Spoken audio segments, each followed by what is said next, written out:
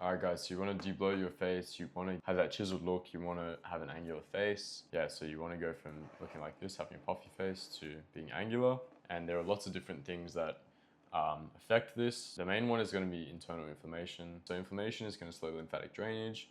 This will lead to water retention. So what we're going to first talk about is gut disruption. So this is the gut lining here. And when we have things like that disrupt it, like industrial additives, like fermentable fibers and plant toxins, what's going to happen is the gaps between these cells become bigger, or they appear, these gaps between the cells appear, and toxins are going to get through into the bloodstream. So this is the bloodstream here, and it's going to flow through the bloodstream into the rest of the body when it should just be bound by your microbes and excreted, okay? So that's one thing that can cause bloating. So we want to remove foods that cause gut disruption. I've talked about this many times. Foods that cause gut disruption would be, industrial additives like emulsifiers like polysorbate 80, preservatives like sodium benzoate, things like that. Basically just all processed foods. Then we want to remove plants, and the reason we want to remove plants is two reasons.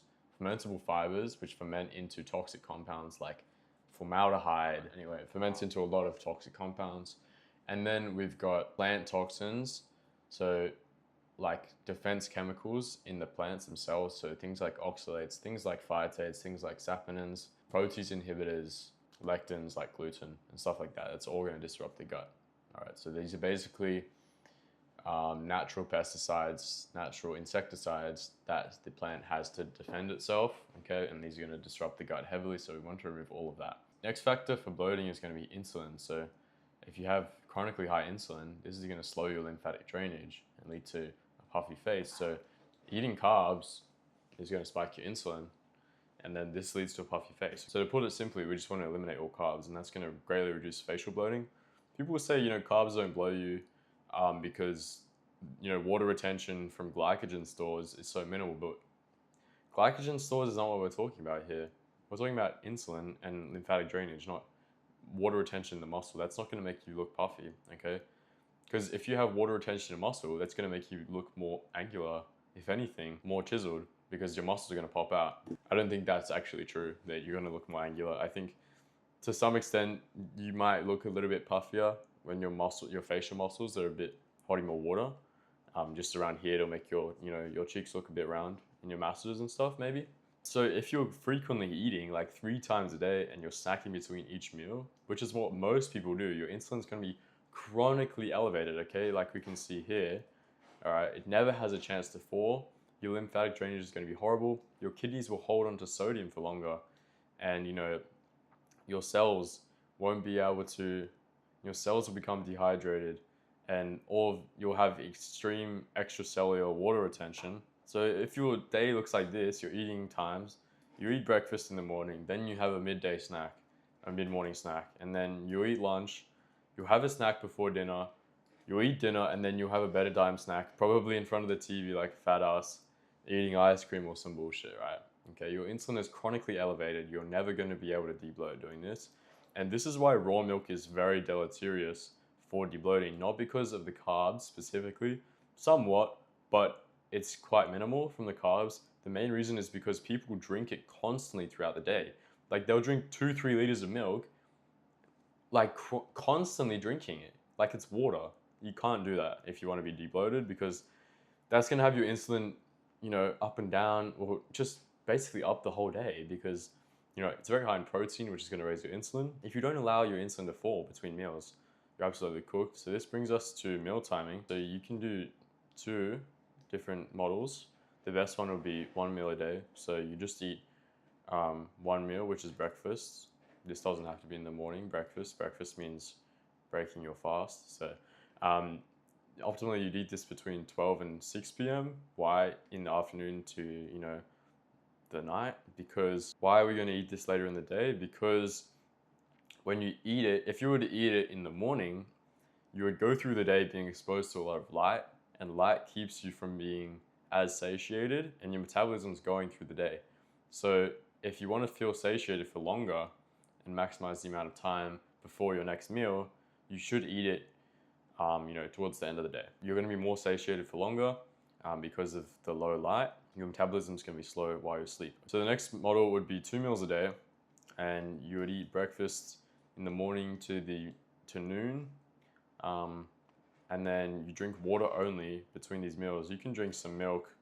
So for example, if you want to have milk, if you want to have milk in your diet and still be debloated, what you would probably do is, have your first meal be like milk, blend up some raw butter in it, milk with egg yolks, like enough fat to keep you satiated to your next meal, along with the milk if you want to drink milk. Okay. What I wouldn't recommend doing is eating milk with meat, because that's going to disrupt the digestion heavily. Because milk, the proteins, the casein proteins, coagulate in the stomach, and they disrupt the gastric emptying. They're also going to compete for digestion compete for absorption. So drink water between your meals only, and then dinner, just a very fatty, very protein heavy meal. All of these have to be very fatty, very high protein, otherwise you're not going to be satiated. And to do this properly, what you have to do is eat until you're fully satiated and you can't eat anymore. And you're not going to be fully satiated if you're eating carbohydrates, because that blocks, like, you're going to spike your insulin, which is going to compete for, the leptin transporters to the brain and keep you from being satiated. So if you want to stay satiated for longest, you won't be eating carbs. So the next topic will be the Reynolds cycle. And this is where fat and sugar compete for oxidation in the cells. They compete for metabolism into energy, okay? So if you're eating fat and this is going into the cell and turning into energy, and then you eat sugar, if you eat fat and this is going into the cell turning into energy, this is going to cancel out sugar metabolism or slow it down. But if you're eating sugar, this is going to slow down fat metabolism. So they're going to create a very inefficient metabolic environment. And this is going to keep insulin elevated for longer. Your kidneys will retain sodium for longer, and your lymphatic drainage will slow and be slowed for longer. Okay, so if you're going to eat carbs for any reason, you don't want to pair it with fat optimally. In the case of milk, it's not really necessary, because lactose is a complex sugar and it's going to digest slowly and be absorbed slowly. So it's not really going to interfere with any of this very significantly. So I would say if you're going to eat milk, if you're going to drink milk, instead of, what I said before, constantly drinking it throughout the day for like hydration, like it's water basically, what you should do is drink it as a meal and pair it with a lot of fat, and that will keep you satiated for longer and hydrated for longer too. So, blend up some butter in it, okay? Eat it with some butter. Drink some eggs with it, like put eggs in it, raw egg yolks. Okay, that's what I'd recommend doing. So these two compete for oxidation. Okay, I've talked about this before. Okay, the last thing is your electrolyte balance. So sodium and potassium control the osmotic gradient with the cells, so between the extracellular and the intracellular for hydration. So if you have too much sodium, your cells aren't going to be able to absorb water, because that keeps them out of the cell in the extracellular. Potassium carries them in. If you have too little sodium, your cells are going to become overhydrated and like burst or swell. But if you have too little, your cells are going to be dehydrated. Too little potassium, too high sodium. So you want to keep a sodium to potassium balance of around 1.2 to 1.5.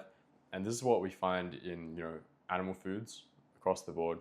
So as long as you're not interfering with your sodium to potassium balance too much with salt, consuming a lot of salt, or drinking too much water, which will deplete your minerals, then you'll probably be good if you're eating a lot of raw meat. You can get away with probably like a 1 to 1.5 ratio. I don't know why I'm crossing that out. You can probably get away with like a 1 to 1.1 ratio. No, you probably get away with like a 1 to 1.5 ratio if you're consuming a lot of taurine from like seafood. This is why, oysters have a lot of taurine. This is why oysters, they have a lot of sodium, but they also have a lot of taurine. So it kind of controls that and stops the cells holding onto sodium so much. So it kind of fixes that gradient. If you're eating more lamb, you can tolerate a bit more. Seafood has a lot more than ruminants, but in terms of ruminants, lamb has the most.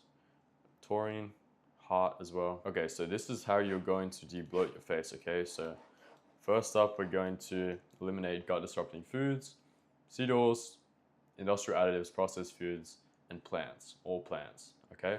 We want to eliminate carbs from the diet. We want to eat less frequently. We want to be eating 1 meal a day or 2 meals a day and drinking water between the meals, or nothing if you don't feel thirsty, for sure. Just don't drink raw milk constantly throughout the day. That's going to be really bad for your bloat, okay? Avoid pairing fats with sugars if you're going to eat sugar at all. And keep your electrolytes balanced for perfect hydration, okay? Because if your electrolytes are imbalanced, you're going to have, if you have too much sodium, your extracellular is going to hold on to more water. Your cells aren't going to be able to absorb it. So that's where water retention comes from. That's where, lymphatic drainage is going to slow. But if you have too little sodium, your cells are going to swell. So we don't want either of those, okay? So, yeah. All right. So that's basically it. And I'll see you guys in the next guide. Get debloated, guys.